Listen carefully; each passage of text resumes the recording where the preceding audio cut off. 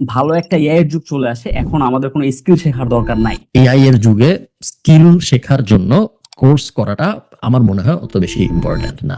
AI এর যে কাজ করার ক্ষমতা তার 5% এখন পর্যন্ত করতে পারতেছে না, আই থিঙ্ক। কোনো কোর্স করতে চায় বা কোনো কিছু শিখতে চায়, তাহলে সে এআই কে জিজ্ঞেস করে ওই পুরো জিনিসটা সাজায় নিতে পারবে যে তার কেমনে শিখতে হবে। ওইটা ছিল হলো মেইন প্রেমিস। তো আমি যদি কালকে শিখতে চাই আমি গ্রাফিক ডিজাইনার হব, তাহলে আমি ফার্স্টেই আমার পছন্দের এআই এ যাব, যা বলবো যে আই হলো আমার পরিকল্পনা, আমি গ্রাফিক ডিজাইন নিয়ে কিছুই জানি না, আমার প্ল্যান হলো আমি গ্রাফিক ডিজাইন শিখতে চাই, এই ধরনের আউটপুট আমি জেনারেট করতে চাই, 4-5টা আউটপুট আপলোড করে দিব, যে এইরকম জিনিস আমার জন্য এন্ড রেজাল্ট হয়।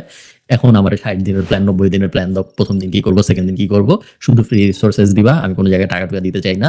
ইউটিউব ভিডিও দিতে পারো, ব্লগ দিতে পারো, ফ্রি কোর্স ওগুলো দিতে পারো। লটস অফ পিপল যারা আপনার কথা আর কি সরাসরি বলছিল যে আমাদের কোর্স করার দরকার নেই, বাট সে কোর্স করাইছে আগে, বাট এখন সে বলতেছে যে কোর্স করার দরকার নেই। সো রাইট নাও সে চাচ্ছে কি? যে জিনিসটা আমরা করছি সেটা হলো স্কিল বেসড লার্নিং থেকে আউটকাম বেসড লার্নিং এর দিকে ফোকাসটা সরাইছি। সো আগে ধরেন 4 বছর আগে, 5 বছর আগে আমি শিখাতাম যে আসেন আপনাকে আমি ফেসবুক অ্যাড চালানো শিখাই, প্রথমে এটা করবেন, এরপরে অমুক জিনিস করবেন, তারপরে এটা করবেন, এই 30টা জিনিস আপনি করবেন, তারপরে আপনি ফেসবুক অ্যাড চালানো শিখছেন। এখন আমরা যেরকম স্ট্রাকচার ফলো করি সেটা হলো 2026 চ্যালেঞ্জ। আমি এখন একটা বিজনেস দাঁড় করাবো, আপনি দেখেন আমি কিভাবে করতেছি, এটার মধ্যে বিভিন্ন জিনিস ঢুকবে। গোল হলো আমরা একটা বিজনেস দাঁড় করানোর চেষ্টা করতেছি যেটা থেকে মাসে 50,000 টাকা রেভিনিউ আসে। যে সে কিভাবে তার একটা ওন একটা ব্যবসা দাঁড় করাবে। প্রত্যেক বছর আমরা একটা করে চ্যালেঞ্জ লঞ্চ করি। 2026-এর চ্যালেঞ্জের উদ্দেশ্য হলো আমরা একটা এফ কমার্স বিজনেস দাঁড় করাবো, যে এফ কমার্স বিজনেসের থেকে মাসে 50,000 টাকা রেভিনিউ আসবে। জিরো থেকে যদি আপনি ফ্রিল্যান্সিং শুরু করতে চাইতেন এবং এর হেল্প নিয়ে যদি চাইতেন, তাহলে আপনি কোন ওয়েতে এক্স্যাক্টলি আপনি আগাবেন? 10টা কোম্পানি সিলেক্ট করবো, ওই 10টার জন্য একদম পার্সোনালাইজ জিনিসপত্র বানাবো, তারপরে তাদের অ্যাপ্রোচ করবো। ইট ইজ ভেরি আনলাইকলি যে আপনি 1000 কোম্পানির একটা লিস্ট করছেন, তারপর ওই 1000 কোম্পানির জন্য 1000টা ভিডিও এডিট করছেন, প্রত্যেকের জন্য একটা করে, এবং তারপরে ওই 1000 কোম্পানির সাথে আপনি যোগাযোগ করে বলছেন যে আপনার লাস্ট ভিডিওটা আমি এডিট করছি, দেখেন কেমন হয়েছে, এবং ওই 1000 জনের কেউই আপনার কোনো কাজ দেয় নাই। এটা হওয়ার চান্স খুব কম। আই থিঙ্ক সমস্যাটা যেটা হয়েছে এই যে তাবিজ, এই পুরা বিষয়টা মার্কেটটা পলিউটেড হয়েছে, তার কারণ হলো এক হলো অনেক মানুষ শেখানোর চেষ্টা করছে যাদের আসলে শেখানোর চেষ্টা করা উচিত ছিল না। 2025 আমরা একটা 6 প্যাক চ্যালেঞ্জ করছিলাম, আমি, নাফিস এবং আবু সুফিয়ান তাজ, আমরা 3 জন একটা 6 প্যাক চ্যালেঞ্জ করছিলাম, ব্যাপকভাবে ফেল করছে। ওটার টাকা সবাইকে ফেরত দিতে হয়েছিল, 10 লাখ টাকা আমরা রিফান্ড করছি। হ্যাঁ, সবার প্রথম thank you so much for coming. এবং আমার ভালোভাবেই মনে আছে যখন আমার 4 থেকে 5,000 সাবস্ক্রাইবার ছিল, তখন আমার ফার্স্ট আপনার সাথে পডকাস্ট, এবং ওইটাই হলো ফার্স্ট এবং বলা চলে ওইটাই লাস্ট। কারণ এরপর আমি কারোর সাথে আর পডকাস্ট করি নাই। এখন এইটা একটা বিষয়, বাট আমি আবার ভাবলাম যেহেতু আমার 100 কে হয়েছে, কারণ আমি চাইছিলাম যে এই পডকাস্টটা এমন না যে আমি এটা কন্টিনিউ করব, বাট সামটাইম করার ইচ্ছা আছে। দ্যাটস ওয়াই ভাবলাম যে আবার যদি কারোর সাথে করি, যেহেতু আমার 100 কে হয়েছে, এই রিসেন্টলি হয়েছে আর কি লাস্ট মান্থে ফেসবুকে। তো ভাবলাম যে আবার আপনার সাথে একবার আসি, আপনার সময় সুযোগ হয়। তো এখন বর্তমানে আপনি আছেন কই? আমি এখন আছি ডাবলিনে, আয়ারল্যান্ডে, আমার বাসায়। Wow, so congratulations by the way ভাই, 1 লাখ ফলোয়ার হওয়ার জন্য। আমি শিওর অনেক মানুষ দেখছে আপনার ভিডিও, গত অনেকদিন হয়ে গেছে আমাদের লাস্ট কথা, কতদিন আগে, 2 বছর আগে। হ্যাঁ, অলমোস্ট 2024 সালের মেবি শুরুর দিকে বা লাস্টের দিকে মেবি হবে, আমরা শিওর। আমার ভিডিওতে আছে 2 বছর তো হবেই, কারণ 5,000 থেকে যেহেতু এখন 66,000 হয়েছে, তো 2 বছরের ভিতরে এটা হয়েছে। একটু মাশাআল্লাহ কম গ্রো করছে, বাট করছে আর কি। কম গ্রো করা ঠিকই আছে, কম গ্রো করারই কথা। আপনি যেই ধরনের ভিডিও বানান, সাধারণত ওইসব ভিডিওর ট্যাম অত বড় না, অত বড় হয় না। সো কম হয় নাই, ঠিকই আছে, ভালোই হয়েছে। So congratulations, well done. আমি মাত্রই আপনার চ্যানেল খুলতেছিলাম দেখার জন্য যে কবে আমাদের ভিডিও, বাট আমি স্ক্রল করে পর্যন্ত পৌঁছাইতে পারি নাই এখনো। বাট হ্যাঁ, ভালো, সবকিছু ভালো চলতেছে, দেখে ভালো লাগতেছে। এআই যেহেতু চলে আসছে, তাহলে স্কিল যে শেখার যে ব্যাপারটা, মানে এই ব্যাপারটা আদৌ থাকবে কিনা? কারণ আপনি একটা কন্ট্রোভার্সিতে মেবি আই থিঙ্ক যে লাস্ট বার একবার ঝামেলা হয়েছে যে আপনি এরকম একটা কমেন্ট করছেন, বা ওই যে আই থিঙ্ক আপনার সাইটে লিখছেন, রাইট? যে যেহেতু এখন ভালো একটা এআই এর যুগ চলে আসে, এখন আমাদের কোনো স্কিল শেখার দরকার নাই। সেম কোশ্চেন, সেম জিনিসে যে ভাই এআই আসার সাথে আমাদের স্কিল শেখা না শেখার সাথে কি সম্পর্ক? আমাদের এআইটাও শিখতে হয়, that's also a skill. So আমি যদি এআইটা না জানি ভালো করে, এখন সবাই জানবে না এটা আমি শিওর। আর যারা এখন ছবি বানাইতেছে, ভিডিওস বানানোর কাজ করছে, তারা আই থিঙ্ক আমার মতে এআই এর যে কাজ করার ক্ষমতা তার 5% এখন পর্যন্ত করতে পারতেছে না আই থিঙ্ক। সো তারা মানে এইটা জিনিসটা কোন ওয়েতে নিবে যে এআই আসছে, এখন কোনো কোর্স করার দরকার নাই, সব বাদ দাও। এই জিনিসটা খুবই মেইনলি জানালা। মেইনলি ভিডিওর ভিতরে আমরা এবং ওয়েবসাইটের ভিতরে কপিতে আমরা লিখছিলাম যে স্কিল শেখার দরকার নেই, মেইনলি বলছিলাম কোর্স করার দরকার নেই। আচ্ছা, হ্যাঁ, কারণ কেউ যদি কোনো কোর্স করতে চায় বা কোনো কিছু শিখতে চায়, তাহলে সে এআই কে জিজ্ঞেস করে ওই পুরো জিনিসটা সাজায় নিতে পারবে যে তার কেমনে শিখতে হবে। ওইটা ছিল হলো মেইন প্রেমিস। হুম, মেইনলি এই কথাই বলছিলাম যে আপনি যদি কোনো কিছু, আমি যদি কালকে শিখতে চাই আমি গ্রাফিক ডিজাইনার হব, তাইলে আমি ফার্স্টেই আমার পছন্দের এআই এ যাব, অথবা সবকটাই যাব, যা বলবো যে এই হলো আমার পরিকল্পনা, আমি গ্রাফিক ডিজাইন নিয়ে কিছুই জানি না, আমার প্ল্যান হলো আমি গ্রাফিক ডিজাইন শিখতে চাই, এই ধরনের আউটপুট আমি জেনারেট করতে চাই, 4-5টা আউটপুট আপলোড করে দেবো যে এইরকম জিনিস আমার জন্য এন্ড রেজাল্ট হয়। এখন আমার 60 দিনের প্ল্যান, 90 দিনের প্ল্যান দাও, প্রথম দিন কি করব, সেকেন্ড দিন কি করব, শুধু ফ্রি রিসোর্সেস দিবা, আমি কোনো জায়গায় টাকা টুকা দিতে চাই না, ইউটিউব ভিডিও দিতে পারো, ব্লগ দিতে পারো, ফ্রি কোর্স থাকলে ওগুলো দিতে পারো, just guide me, and then প্রত্যেক সপ্তাহে আমার একটা পরীক্ষা নিয়ে দেখার জন্য যে আমি পারি নাকি, পারছি নাকি পারিনি গত সপ্তাহে জিনিস, যদি না পারি দেন অপটিমাইজ দ্য নেক্সট উইক, যেন আগের জিনিস আবার পরের সপ্তাহে ওই অ্যাঙ্গেলে আগালে আপনারা কোর্স করার দরকার নেই। So that was the main thing, এটাই মেইনলি বলার চেষ্টা করছিলাম যে এআই এর যুগে স্কিল শেখার জন্য কোর্স করাটা আমার মনে হয় অত বেশি ইম্পর্টেন্ট না। জরুরি না, বাট যদি কেউ মনে করেন যে এআইটা ভালোভাবে সে আসলে ওইভাবে যে সার্চ করে দেখবে যে আমি এখন এআই কে বলবো যে আমাকে শিখাও, এখন এই জিনিসের যে ধৈর্য যদি না থাকে তার, সাপোজ যদি ধৈর্য না থাকে, দেন সবার কিন্তু আই থিঙ্ক থাকবে না, যা আমার মনে হয়। এই জিনিসটার জন্য আই থিঙ্ক মানে আপনি আহ, ভালো মানুষের কমেন্ট পাইছেন যে ভাই মানে এআই আসার সাথে কোনো একটা কোর্স করা সম্পর্ক কি, এবং আমার মতে আরেকটা কোশ্চেন আমার মনে দাঁড়ায় যে মানে এআই যদি চলে আসে তাহলে এই যারা কোর্স করাচ্ছে যারা, তাদের কি অবস্থা হবে? তো না, আপনার কথা সত্য ভাই, সবসময় একটা পুল অফ পিপল থাকবে যারা আরো স্ট্রাকচার্ড লার্নিং চায়, যারা আরো অর্গানাইজড চায়, অথবা যারা পার্সোনালাইজ চায়। ধরেন আপনিও একটা জিনিস শিখাইতে পারবেন, আমিও একটা জিনিস শিখাইতে পারবো। কিছু মানুষ আছে যারা আপনি যেমনি শিখান ওইভাবে বেশি শিখবে, কিছু মানুষ আছে যারা আমি যেমনি শিখাই ওইভাবে বেশি শিখবে, আরো কিছু মানুষ আছে যারা থার্ড আরেকজন যেমনি শিখায় ওইভাবে বেশি শিখবে। শিখা মানে শুধু এটা না যে এআরবি যোগ দিলাম সি হইলো, শিখা মানে ওটার ভিতরে পার্সোনাল এক্সপিরিয়েন্স ঢুকে, ওটার ভিতরে আমি অমুক ক্লায়েন্টের জন্য এই করছিলাম ওইটার এক্সাম্পল ঢুকে, অমুক জিনিস আমি ভুল করছিলাম ওইটার এক্সাম্পল ঢুকে, এরকম অনেক কিছু ঢুকে যেটা স্ট্রাকচার্ড এআই আউটকামের ভিতরে আসবে না। তো অনেক মানুষের জন্য আমি শিওর কোর্সেস এখনো সুন্দর প্ল্যান, কোনো সমস্যা নাই। দিন শেষে আপনি যিনি শুনতেছেন তার ফিগার আউট করতে হবে যে তার আসলে কি লাগবে। তার যদি মনে হয় তার একটা কোর্স করতে হবে, সে করুক। তার যদি মনে হয় লাগবে না, না লাগুক। আমার পার্সপেক্টিভে আমি বলছিলাম যে আমার মনে হয় লাগা উচিত না। দিন শেষে আপনার যদি লাগে লাগে, আপনার আপনার আপনার টাকা আপনি যাও জায়গা, আমার কি। লাস্ট মান্থে আমি জিনিসটা খেয়াল করছিলাম যে লটস অফ পিপল যারা আপনার কথা আর কি সরাসরি বলছিল যে এরকম এরকম বলছে খালিদ ফারহান ভাই যে আমাদের কোর্স করার দরকার নেই, বাট সে কোর্স করাইছে আগে, বাট এখন সে বলতেছে যে কোর্স করার দরকার নেই। সো রাইট নাও সে চাচ্ছে কি? So, আমার ব্যাপার হচ্ছে আপনার নেক্সট 5 বছর পরে যা করাইতেন আগে, যেমন আমি যতটুকু জানি যে আপনি কোর্স করাইতেন, মানে আপনার একটা ক্লায়েন্ট বেজ আছে, খুব ভালো লেভেলের ক্লায়েন্ট বেজ আছে, এবং আপনার বিভিন্ন ধরনের ব্যবসা বাণিজ্য আছে। তো কোর্স যদি আপনি অফ করে দেন তাহলে আপনার নেক্সট 5 বছরে কি কি প্ল্যান করতেছেন এআই দিয়া, যেটা আমাদেরও হয়তো বা শুরু করা উচিত, যেহেতু আমরা কন্টেন্ট ক্রিয়েশন লাইফে আছি বা মানে এই সেক্টরে আছে অনেকদিন ধরে। আপনার কি মনে হয় যে নেক্সট 5 বছর ধরে আমাদের কি করা উচিত বা আপনার কি করবেন?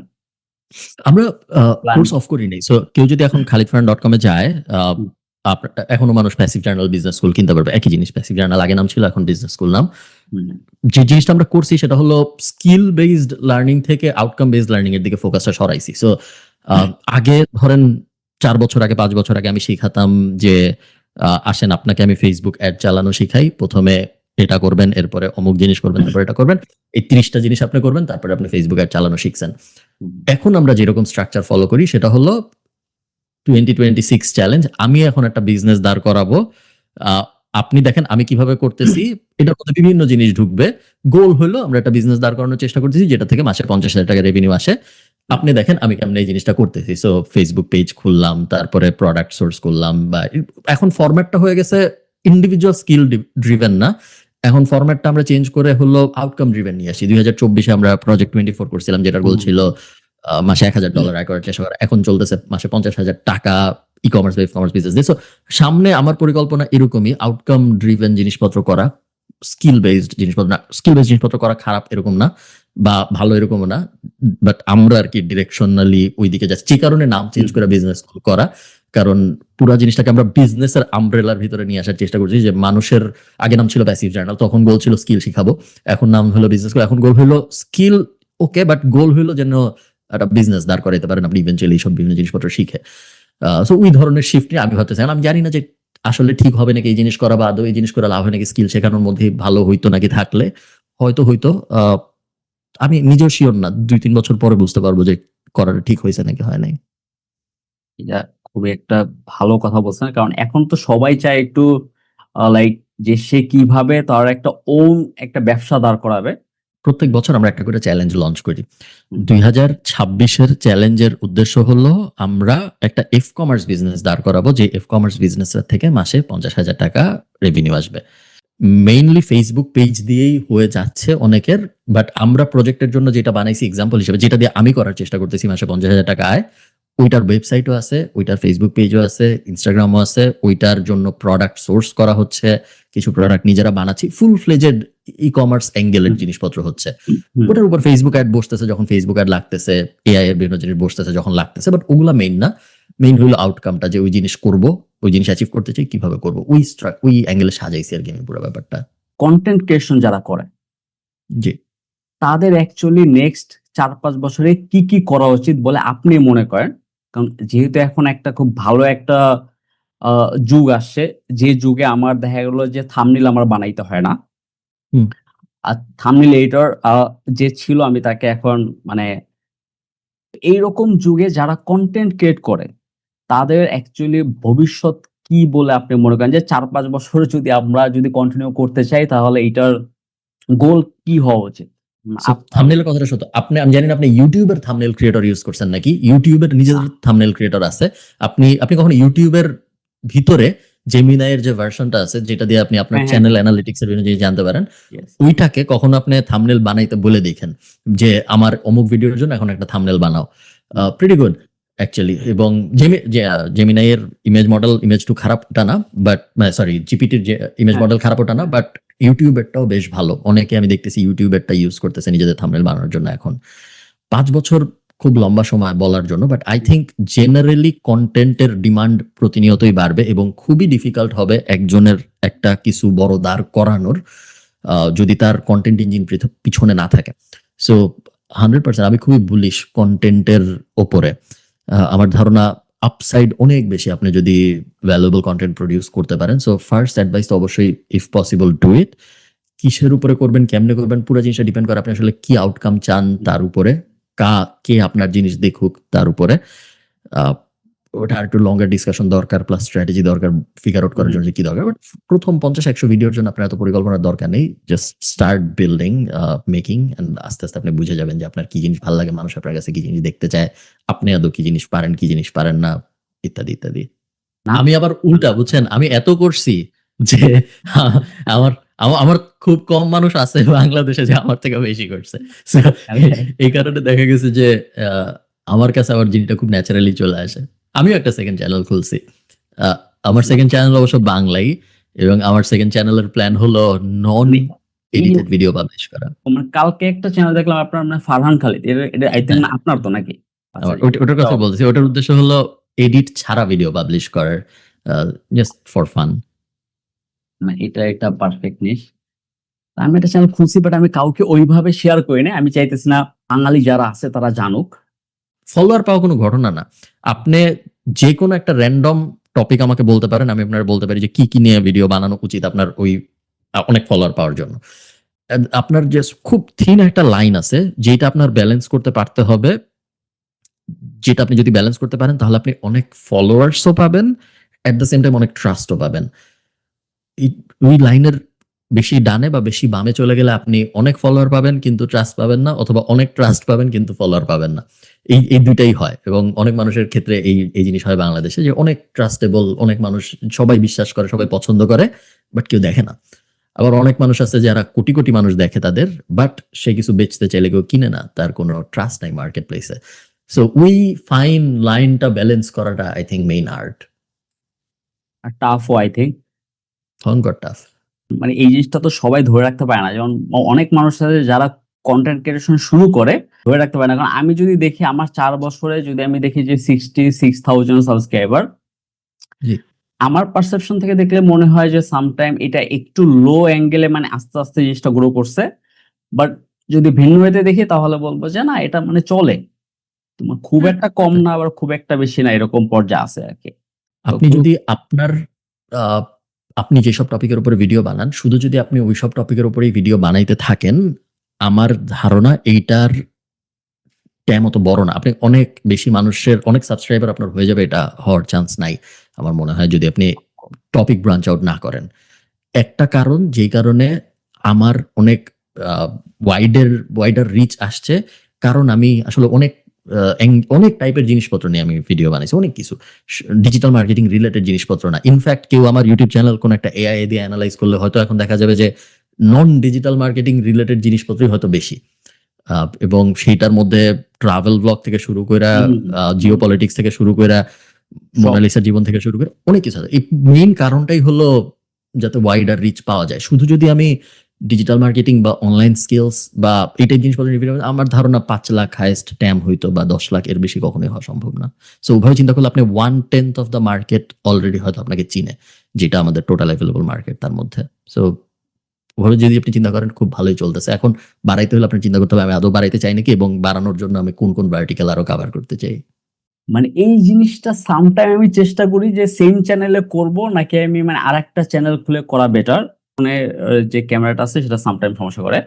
আমি বলতেছিলাম যে মনে করেন যে এই সেম জিনিসটা মাঝে মধ্যে আমি ভাবি যে আমি যদি ভিন্ন নিশে ভিডিও দেই, ভিন্ন একটা চ্যানেল খুলে দেওয়া উচিত, আর যদি না চাই তাহলে মানে সেম চ্যানেলে কি আমার দেওয়া উচিত কিনা। তো এইটা একটু কনফিউশনে থাকে, কারণ সামটাইম তো যারা আমার ভিডিও দেখে তারা এই টাইপের কন্টেন্ট চায়, এবং ওই টাইপের মিক্স করে কন্টেন্ট যদি বানাইতে চাই, আমি সাপোজ যে আমি কোথাও আহ যদি যাই ঘুরতে, তো সেই জায়গায় কেন্দ্র করে যদি আমি এই রিলেটেড কন্টেন্ট বানাই তাইলে হয়তো বা ভালো রিচ আসে। বাট এই জিনিসটা আরেকটু প্র্যাকটিস করতে হবে আমার। বাট আমার একটা কোশ্চেন, যে আমি যদি ভিন্ন একটা নিশে কন্টেন্ট বানাই এবং সেম চ্যানেলে দেই, তাহলে কি একটা সমস্যা হইতে পারে না, বা এটাকে কোনো সমস্যা হইতে পারে? আপনার কি কি করবো? হয়তো পারে। তারপরে আমি সবসময় সেম চ্যানেলেই করেছি। আমার সেম চ্যানেলের ভিতরেই সব টপিকের উপরে ভিডিও আছে। ডিজিটাল মার্কেটিং বলেন, এআই অ্যাসিস্ট্যান্ট বলেন, আবার গণভোট নিয়ে ভিডিও বলেন, সবকিছু একইটার ভিতরে। কারণ আমি যে ফিলোসফিটা নিয়ে এই জিনিস করছি, আমার ফিলোসফি ছিল যে আমি আমি কি বলি ওটা দেখতে আসবে, কি নিয়ে বলতেছি ওটার থেকে। সো ওই ফিলোসফিতে আগানোর কারণে দেখা গেছে যে অলমোস্ট হাফ মানুষ, হয়তো ধরেন 10,000 মানুষ যদি কোনো ভিডিও দেখে, 5,000 মানুষ হয়তো জানি কালকে যদি মগের ইতিহাস নিয়ে ভিডিও বানাই তাহলে হয়তো সে দেখতে চাবে, কারণ আমার টেক দেখতে চাচ্ছেন উনি। অডিয়েন্স প্রাইমিং এর একটা বিষয় থাকে, যেটার জন্য আই থিঙ্ক একটু সময় লাগে, বাট সেম চ্যানেলই বেটার। এবং নন এডিটেড ভিডিও পাবলিশ করার জন্য আমার কাছে খুব স্ট্রং লজিক নাই দুইটা চ্যানেল খোলার। একটা সেকেন্ড ভাই, একটু পানি আনার চেষ্টা জি করি। জি অবশ্যই ভাই। বয়স হয়ে যাচ্ছে বুঝছেন, এখন আর অনেক ভিডিও টিডিও করার সাহস বা শক্তি পাই না। বাট আমার কাছে কোনো স্ট্রং লজিক নাই বুঝছেন, যে কারণে দুইটা চ্যানেল থাকা উচিত। আই থিঙ্ক ইন্টারেস্ট মিডিয়া যেভাবে যাচ্ছে, একটা মানুষ এখন তো সাবস্ক্রাইবারের নাম্বারও দেখা যায় না, ফলোয়ারের নাম্বারও আমি ঠিক শিওর না, দেখা যায় নাকি ইনস্টাগ্রামে বা ফেসবুকে। যেইভাবে সবকিছু আগাচ্ছে, আপনি কি পছন্দ করেন, আপনার ইন্টারেস্ট কি, ওই অনুযায়ী আপনার কাছে রেকমেন্ডেশন আসবে। সো সেম চ্যানেল থেকে আমি যদি ফুটবল নিয়ে একটা ভিডিও আপলোড দেই, তারপরে ক্রিকেট নিয়ে একটা ভিডিও আপলোড দেই, সেম চ্যানেল থেকেই ফুটবলের ভিডিওটা যাওয়া উচিত যারা ফুটবল পছন্দ করে তাদের কাছে, এবং ক্রিকেটের ভিডিওটা যাওয়া উচিত যারা ক্রিকেট পছন্দ করে তাদের কাছে। এখনো পুরোপুরি হয়তো হয় নাই, এখনো উল্টাপাল্টা হবে, বাট আই থিঙ্ক আমরা ওই ডিরেকশনে যাচ্ছি, যে কারণে আমার মনে হয় একটা বেশি চ্যানেল থাকার দরকার হবে না। তাহলে তো ভালো, বাট তাইলে তো আমার একটু ভাবতে হবে, কারণ আমি তো মানে একটা ভাবছিলাম যে আরেকটা চ্যানেল খুলবো কিনা। তো সেই জন্য আমি একটু কনফিউজ ছিলাম। পার্সোনালি যে আমার কি করা উচিত। এখন সেম চ্যানেলে আমি বিভিন্ন জায়গায় যদি যাই তো সেই কন্টেন্ট দিলে প্রবলেম হবে কিনা এখন ভাবতেছি যে আর প্রবলেমের কথা চিন্তা না করে সেম চ্যানেলে দিয়ে দেই। একটু কনফিউজ বাট মানুষ তো খুলতেছে এই জন্য আমি একটু কনফিউজ বাট মাল্টিপল চ্যানেল চালানো খুবই ঝামেলা আমি দেখতেছি। হ্যাঁ। কারণ ওই জিনিসটা আর কি সব সময় দেয়া কন্টেন্ট একটু tough. Multiple channel strategy is a real strategy. ধরেন গ্যারি ভির হয়তো 42টা চ্যানেল আছে, হ্যাঁ রাজ শর্মানির হয়তো 30টা চ্যানেল আছে এবং কাজ করতেছে দেখেই আছে। হুম, হুম, এবং ওদের ফিলোসফিটা যেটা, ওদের হাইপোথিসিসটা যেটা, সেটা হলো যদি আমি সেম চ্যানেলে ক্রিকেট এবং ফুটবলের ভিডিওই দেই, তাহলে শুরুর দিকে যখন আমার ভিডিওটা পাবলিশ হয়, ধরেন সেম চ্যানেলে আমি ক্রিকেট এবং ফুটবলের ভিডিও দিব, প্রথম দিন যেদিন আমি ভিডিওটা আপলোড দিব, ওই দিন ক্রিকেটের ফ্যানরাও আমার ভিডিওটা দেখবে, ফুটবলের ফ্যানরাও আমার ভিডিওটা দেখবে, কারণ তখনও ইউটিউব হয়তো ফিগার আউট করতে পারে নাই কারে দেখানো উচিত। হুম, হুম, হুম। তো তখন আমার 50% অডিয়েন্স লস হবে, যেটা হইতো না যদি আমার আরেকটা ডেডিকেটেড চ্যানেল থাকতো যেখানে শুধু ক্রিকেটের ভিডিও পাবলিশ হয়। তখন 100% আমার টপিকের মানুষের কাছে যাইতো এবং তার মধ্যে থেকে হয়তো 5-10% ক্লিক করে আমার ভিডিও দেখতো। এখন দেখা যাচ্ছে 100% এর মধ্যে 50% এলিয়েনেটেড, এন্ড দেন বাকি 50% এর মধ্যে 5-10% হয়তো ক্লিক করে দেখতেছে। ওই লজিকে ওরা সব আইসিপির জন্য অথবা ইন্টারেস্ট গ্রুপের জন্য আলাদা আলাদা চ্যানেল বানানোর চেষ্টা করে। বাট আপনার কথা সত্য, অনেক কঠিন কাজ, এত কঠিন ম্যানেজ করাটা অপারেশনালি একটু ডিফিকাল্ট। সো এই জিনিস আমি এই মুহূর্তে যাওয়ার পরিকল্পনা করছি না। হ্যাঁ, তো আমার একটু ট্রাই করে দেখতে হবে যে আমি পারি কিনা। যদি হুম। পারি তাহলে তো কন্টিনিউ করবো, আর যদি না পারি তাহলে হ্যাঁ। তো খুবই টাফ হয়ে যাবে। সো আরেকটা আমি কোশ্চেন করতাম ডাইরেক্ট যে আপনি যদি এখন আজকে থেকে যদি জিরো থেকে যদি আপনি ফ্রিল্যান্সিং শুরু করতে চাইতেন এবং এআই এর হেল্প নিয়ে যদি চাইতেন, তাহলে আপনি কোন ওয়েতে এক্স্যাক্টলি আপনি আগাবেন বা আপনার অ্যাকচুয়ালি ফর্মুলা কি হওয়া উচিত? নাকি আপনি বলবেন যে এখন যেহেতু এই যুগে আমরা আছি, মানে এই ফ্রিল্যান্সিং করার দরকারই নেই হয়তোবা। কোন পারসেপশন তাদের জন্য চিন্তা করতেছেন? হ্যাঁ, আই থিংক যদি আপনি নিজে বিজনেস দাঁড় করাইতে পারেন, তাহলে অন্যের বিজনেসে ফ্রিল্যান্সিং করার তো আসলে সেরকম লজিক থাকে না, যদি আপনি নিজে বিজনেস দাঁড় হুম। করাইতে পারেন। আর যদি যদি আমি না ফ্রিল্যান্সিং পারেন, করতে চাই, হ্যাঁ। যদি আপনি ফ্রিল্যান্সিং করতে চান বা যদি আপনি না পারেন নিজের বিজনেস, বা অনেকে চায় না, পারে হুম, বাট চায় না, তাদের ক্ষেত্রে আমি তো যা করতাম আমি আবার তাই করার চেষ্টা করব। সো আমি যতগুলা জনপ্রিয় এবং অজনপ্রিয় মার্কেট প্লেস আছে, প্লাস জব বোর্ড আছে, প্লাস ফোরাম টোরাম আছে যেগুলো জব থ্রেড হয়, সব কটা যা খুঁজে বের করার চেষ্টা করতাম কোথায় কে আছে, কে আমাকে নিতে পারবে। আমি ডিপেন্ড করে আমি শর্টগান মানে কোটি কোটি অ্যাপ্লাই করব এবং পাবো ওই স্ট্র্যাটেজিতে আগাবো, নাকি 10টা অ্যাপ্লাই করবো ওই স্ট্র্যাটেজিতে আগাবো। দুইটার জন্য approach different. Hmm, personally I think আমি কোটি কোটি অ্যাপ্লাই করব ওই অ্যাঙ্গেলেই হয়তো আগাতাম। বাট বেশিরভাগ মানুষের জন্য আই থিঙ্ক শর্টগান মানে 10টা কোম্পানি সিলেক্ট করবো, ওই 10টার জন্য একদম পার্সোনালাইজ জিনিসপত্র বানাবো, তারপরে তাদের অ্যাপ্রোচ করবো। ইট ইজ ভেরি আনলাইকলি যে আপনি 1000 কোম্পানির একটা লিস্ট করছেন, হুম, তারপর ওই 1000 কোম্পানির জন্য 1000টা ভিডিও এডিট করছেন, প্রত্যেকের জন্য একটা করে, এবং তারপরে ওই 1000 কোম্পানির সাথে আপনি যোগাযোগ করে বলছেন যে আপনার লাস্ট ভিডিওটা আমি এডিট করছি, দেখেন কেমন হয়েছে, এবং ওই 1000 জনের কেউই আপনারে কোনো কাজ দেয় নাই। এটা হওয়ার চান্স খুব কম আই থিঙ্ক। সম্ভবই না কাইন্ড অফ। হ্যাঁ, হ্যাঁ, নিয়ার ইম্পসিবল। এটা ম্যাথমেটিক্যালি মেক সেন্স করে না যে 1000 জনের কেউ, তাহলে আপনার ভিডিওর এডিটের কোয়ালিটি হয়তো হ্যাঁ, খুবই খারাপ হয়েছে, যেই কারণে, এছাড়া আর কোনো কারণ নেই না করার। true। না মানে এই ওয়েটা ঠিক আপনি খুব ভালো ধরছেন যে আমরা যদি 1000 ট্রাই করা খুবই টাফ। মানুষ যাবে, আদৌ যাবে কিনা এটা একটা কোশ্চেন। আর রাইট নাও যে মার্কেট প্লেসের যে এখন যে অবস্থা, সে মার্কেট প্লেসে শুধু যদি মানুষ কাজ খুঁজে তো সেই ক্ষেত্রে পাওয়ার চান্সটা অনেক কম থাকে। কাজ পাওয়ার হ্যাঁ, যে কোনো সেক্টরই আমি ট্রাই করবো না কেন একটু টাফ থাকে। But out of market place ছাড়া আমার কোনো অপশনও নাই। যদি আমার পার্সোনাল ব্র্যান্ড না থাকে, নো অপশন আই থিংক। জি। অপশন থাকার কথা না, খুবই কম অপশন থাকবে। যদিও থাকে আজকে থেকে 2-4 বছর পর সেটা থাকবে না।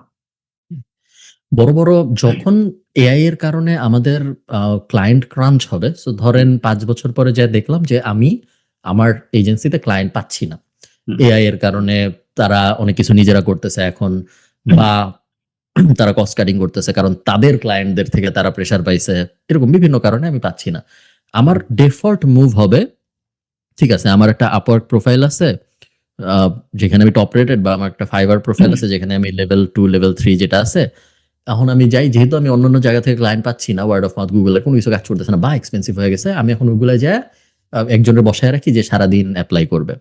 এতে করে যেটা হবে সেটা হলো ওই সব মার্কেট প্লেসে যত জব পাবলিশ হবে সব আস্তে আস্তে আমার আপনার মতো মানুষ নিয়ে নিবে, এবং আমার আপনার মতো মানুষ যখন ওগুলো নিয়ে নিবে তখন নতুন একজন কখনোই আনলাইকলি যে সে আমার আপনার সাথে কম্পিট করে। আমি তার থেকে ভালো এই জন্য না, কিন্তু জাস্ট বিকজ আমি এস্টাবলিশড, এই জন্য Yeah. আমার এখন টপ রেটেড প্রোফাইল, আমার এখন 100-200 কাজ করার 5 স্টার সে দেখতে পারতেছে। প্লাস আমি যে ব্যাক এন্ডে যেহেতু আমার এজেন্সি অপারেশন আছে, আমি অনেক কমে দিতে পারবো, আমি পুরো জিনিস আর অনেক ভালো বুঝি যেহেতু আমি অনেকদিন ধরে আছি। নতুন একজন এসে গতকালকে আপওয়ার্কে অ্যাকাউন্ট খুলছে, তার এই জিনিস সেম লেভেলের কম্পিটিশনটা লেভেল প্লেইং ফিল্ড না, তো তার জন্য খুব ডিফিকাল্ট। এটা ট্রু।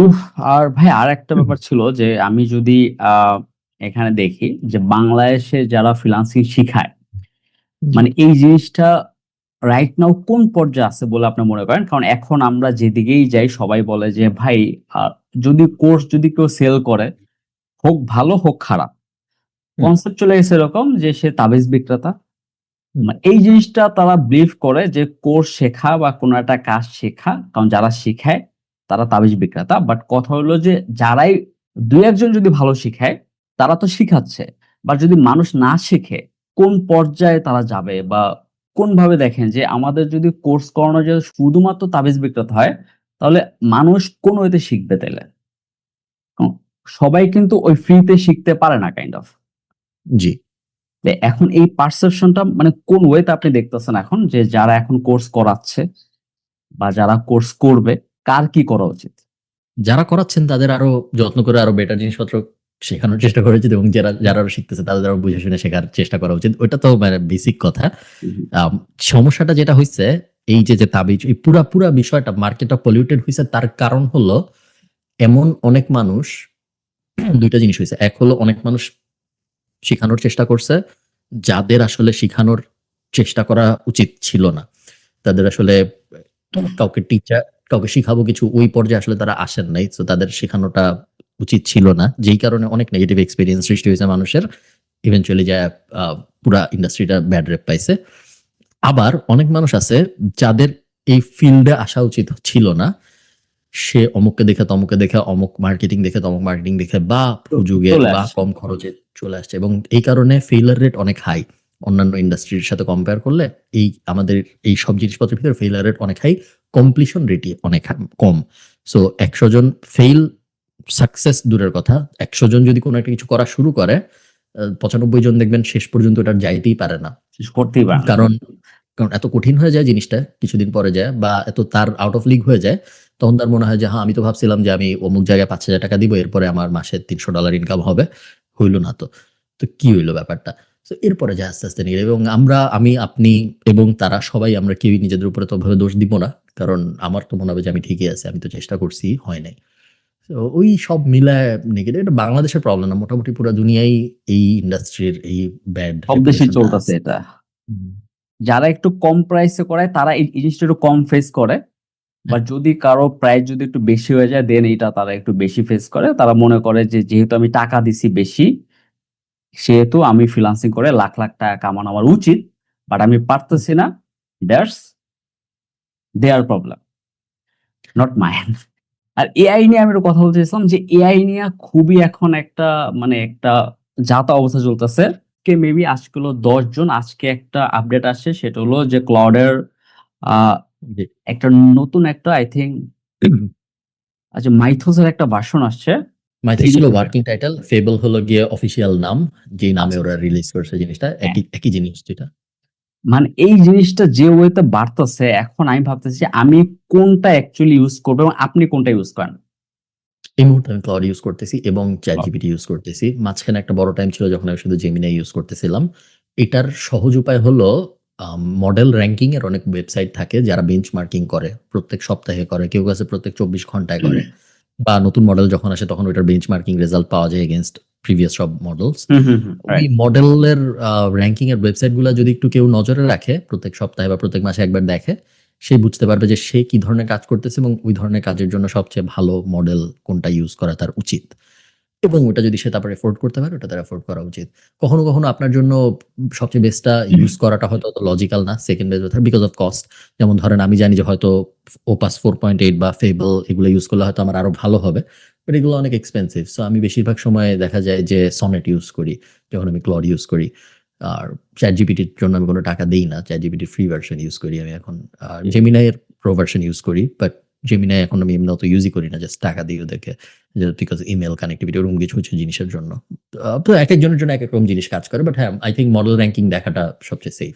আমাদের স্পেসে অনেক বেশি এআই এফেক্ট চলতেছে, আমরা অনেক বেশি নেগেটিভলি এফেক্টেড এখন পর্যন্ত, এবং এআই এর যত আপসাইড আছে ওগুলার কিছু আমরা এখনো পাই নাই। যদি আমি একটু ভেঙে বলি, ধরেন জেমিনাই, জিপিটি বলছে ওরা অ্যাড প্রোডাক্ট লঞ্চ করবে ওপেন এআই। এখন অ্যাড প্রোডাক্ট মানে চ্যাট জিপিটির ভিতরে অ্যাড দেওয়া যাবে। যখন অ্যাড দেওয়া যাবে Oh my God. তখন আমরা আমাদের লাভ হবে, তখন বিভিন্ন কোম্পানিকে আমরা পিচ করতে পারবো, তখন বিভিন্ন কোম্পানি আমাদের কাছে আসবে যে আমাদের জন্য জিপিটিতে অ্যাড চালাও। এখনো হয় নাই। সেম ট্রু সব কটার জন্য, কারোরই অ্যাড প্রোডাক্ট এখনো ওইভাবে লঞ্চ হয় নাই, বা হইলেও এখনো পপুলার হয় নাই, মানুষজন এখনো দেওয়া শুরু করে নাই।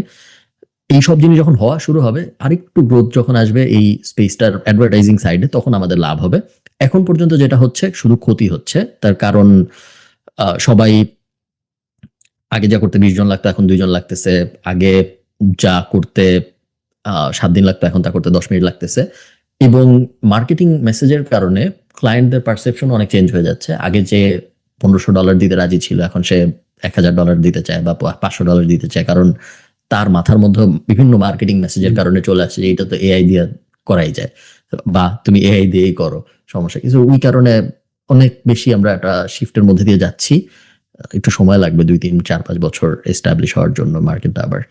সো হ্যাঁ, ওইটাই নেভিগেট করতেছি প্রত্যেক দিন। এছাড়া আর তেমন এক্সাইটিং কিছু হচ্ছে না আমার জীবনে। সেম এক্স্যাক্টলি যা ছিল, আপনার সাথে লাস্টবার যখন কথা বলছিলাম যা ছিল তাই আছে, কোনো পরিবর্তন আসেনি। আর সারাদিন আপনি, যদি আমি বলি যে আপনি সকাল টু রাত আপনি কেমন ঘন্টা কাজ করেন, লাইক কতটুকু কাজ করা হয় আপনার?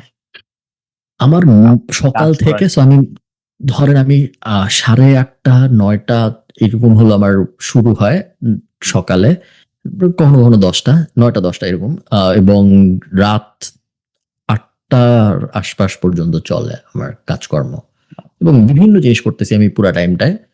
বাট মোটামুটি এটা হলো আমার অ্যাভারেজ ওয়ার্কিং উইন্ডো, যে টাইমটুকুর মধ্যে আমি কাজ করি, এবং এরপরে আমি সাধারণত ল্যাপটপ বা কম্পিউটার অন রাখি না, আর আমি মোবাইলে কিছু কখনো করি না, সো মোবাইলে কিছু যায় আসে না আমার। একটা চ্যালেঞ্জ ছিল আপনাদের যে 2025 আমরা একটা 6 প্যাক চ্যালেঞ্জ করছিলাম, আমি, নাফিস 6 প্যাক। এবং আবু সুফিয়ান তাজ, আমরা 3 জন একটা 6 প্যাক চ্যালেঞ্জ করছিলাম, ব্যাপকভাবে ফেল করছে। ওটার টাকা সবাইকে ফেরত দিতে হয়েছিল, তারপর অলমোস্ট 10 লাখ টাকা আমরা রিফান্ড করছি। হ্যাঁ, ওটার স্ট্রাকচারটা এরকম ছিল যে আমরা, এগেইন আমার ওই সেম আউটকাম ড্রিভেন একটা জিনিস ছিল যে এই জিনিস করব এবং 6 প্যাক বানানোর চেষ্টা করব, আপনারা দেখেন কেমনে বানাই। এবং শেষ পর্যন্ত দেখা গেছে যে ওজন কমছে অনেক, বাট 6 প্যাক হয় নাই আসলে। তারপর আর কি, সবাইকে ওইটা একটু খুব বেশি টাফ। আমি চাইলে দেখলাম, কারণ আমি মোটামুটি করি, একটু শরীর চর্চা করি, আর সপ্তাহে 5-6 দিন যাওয়া হয় জিমে। তো সেজন্য আমি ভাবলাম যে মানে আপনি যদি যান কিনা, বা আপনার সেই জিনিসটা আছে কিনা। আই থিঙ্ক করা উচিত সবার, শুধু আপনার আমার টাইপের প্রফেশনাল না, সবারই করা উচিত, বিকজ দিন শেষে আপনার মনিটারি লস তো হবেই যদি আপনার হেলথ খারাপ হয়, এবং আপনি ম্যাথমেটিক মানে ইকোনমিক্স এর দিক থেকে আপনি 1 লাখ টাকা ইনকাম করার থেকে আপনার তখন 50 লাখ টাকা লস হয়ে যাবে যদি আপনি হেলথে ফোকাস না করেন, এবং তখন এই 1 লাখ টাকা ইনকাম করার কোনো দাম থাকবে না। এটা আমরা সবাই জানি বুঝি, বাট করাটা টাফ। বাংলাদেশে কবে আসতেছেন ভাই? বাংলাদেশে আমি 4-5 মাস পর পর যাই, সো আশা করছি আবার, মাত্রই আমি বাংলাদেশ থেকে আসছি, সো আশা করি আবার 4-5 মাস পরে যাওয়ার চেষ্টা করব, দেখা যাক। আর ট্রাভেল কেমন করা হয় আপনার? ভালোই। আমি অনেক, কয়েকদিন আগে আমি চায়না গেছিলাম, তার কয়েকদিন আগে আমি বার্সেলোনা আর মালাগা গিয়েছিলাম, ইংল্যান্ডে তো রেগুলার যাওয়া হইতেই থাকে বিভিন্ন কাজে। হ্যাঁ, ভালোই ট্রাভেল করা হয়, যতদিন যাচ্ছে ট্রাভেল বাড়তেছে। আইরিশ পাসপোর্ট পাওয়ার পরে আরো বাড়ছে, যেহেতু এখন আর কোনো ঝামেলা টামেলা নাই, বাট বাংলাদেশি পাসপোর্ট থাকার সময় অনেক গেছি আমি। গত 10 বছরে 7 বছরে আই থিঙ্ক আমি অলমোস্ট সব জায়গায় আমার 20-30-40 জায়গায় যাওয়া হয়ে গেছে হয়তো। নাম্বার কাউন্ট করাটা আসলে ম্যাটার করে না খুব একটা, কত জায়গায় গেছেন এটা তার কোনো কম্পিটিশন না। বাট হ্যাঁ, বেশ ভালোই অনেক জায়গায় যাওয়া হয়, এবং অনেক ইন্টারেস্টিং ইউনিক জিনিসপত্র দেখার সৌভাগ্য হয়েছে এখন পর্যন্ত। আশা করি সামনে আরো হবে। আনফরচুনেটলি বাংলাদেশ খুব একটা ঘোরা হয় নাই। আমি কোনো এক সময় চাই যে 1 মাস আমি কোনো কিছু করব না, শুধু বাংলাদেশ ঘোরার চেষ্টা করব, দেখি কখনো করতে পারি নাকি। আচ্ছা, বাংলাদেশে বেশি ঘুরতে পারেন। এই জিনিসটা খুব খারাপ লাগলো শুইনা। হুম। বাংলাদেশে যেটা না ওই তো খুব একটা ঘোরার অভ্যাস অবশ্য আপনার এই যে আরকি বাহিরের দেশে থাকলে যেটা হয় যে আমি যেহেতু বাংলাদেশের চেয়ে অনেক সুন্দর, সুন্দর জায়গা আমি দেখতে পারতেছি, তাই হয়তোবা খুব একটা যাওয়া হয় না, স্বাভাবিক। আর সময়ও তো থাকতে হবে ভাই। আপনি তো মানে বাংলাদেশে জি। আসলে আই থিংক সময় অতটা পান না। বাংলাদেশ হ্যাঁ, এত কমিটমেন্ট ক্যালেন্ডার এত হ্যাঁ, বুক হয়ে যায় যে আর বাংলাদেশে কোনো কিছু করা, একের অধিক জিনিস করা টাফ আসলে একদিনে। প্লাস আমি তো যাই ছুটির জন্য, হুম, বাট বাকি সবাই তাদের স্বাভাবিক কাজে থাকে। সো সবার আবার আমার সাথে মিলে না। তারা তাদের নরমাল জীবন কাটাচ্ছে। হুম, আমি মাঝখানে যাই বলতেছি যে কেউ ফ্রি না কেন? এখন এটা করতে চাই। তখন তারা তো আর করতে পারে না। কারণ তারা তাদের নিজেদের স্ট্রাকচার ভিতরে আছে। তাদের তো আর হলিডে না। সো ওই কারণে দেখা যায় অনেক কিছু চাই বাট মিলে না। ওকে ভাইয়া, thank you so much first of all. কারণ আপনি অনেকক্ষণ সময় সমস্যা আমাকে নেই ভাই। দিছেন। তো সেজন্য আমি শুরুতে থ্যাংক ইউ দিলাম। কারণ আমি জি। সচরাচর করা হয় না পডকাস্ট এবং খুবই আমি হ্যাঁ, বলতে পারেন যে মানে এই সেক্টরে এট লিস্ট আমি খুবই নতুন।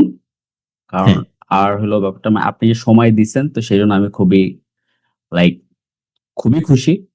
এবং আমি হ্যাঁ, চাইছিলাম যে আপনি বাংলাদেশে যদি আসেন, আমি সামনাসামনি একদিন আপনার সাথে দেখা করব। তো সেই জিনিসটা হ্যাঁ, জেনে রাখলাম যে আপনি ৪-৫ মাস পর আসতে পারেন। তো আমার জন্য হ্যাঁ। একটা ক্যালেন্ডারে ছোট একটা জায়গা রাইখেন সামটাইম। আমি ইনশাআল্লাহ ঠিক আসবো আছে। দেখা করতে। আর চলে ধানমন্ডিতে আসেন মেবি ইনশাআল্লাহ। আপনার একটা আছে রাইট? এটার নাম হইলো আপনার নামটা ভুলে গেছি আমি। ওই যে হ্যাঁ, বিড়ালদের একটা আছে না? আ হ্যাঁ, আমাদের ফাঁড়িঘরের হ্যাঁ, হ্যাঁ, আমাদের ফাঁড়িঘর আছে, ফারিঘর। মিরপুরেও আছে, গুলশানেও আছে, অনেক জায়গায় আছে। অনেকগুলো ব্রাঞ্চ। সো সেই জায়গায় আমি আসবো ভাই। দেখা হবে ইনশাআল্লাহ। ঢাকা আসলে দেখা হবে এবং আ এবং হোপফুলি আরেকটা পডকাস্ট হবে আবার ২ বছর পরে। বিদায়। তাহলে ভালো থাকেন। মাঝখানে জি, কোনো কিছু লাগলে আমাকে জানায়েন। আর শিওর। ইনশাআল্লাহ দেখা হবে সামনে। জি, ঠিক আছে? ইনশাআল্লাহ। থ্যাংক ইউ সো মাচ ভাইয়া। ওকে। জি, ভালো থাকেন রাফি ভাই। বাই। আল্লাহ হাফেজ।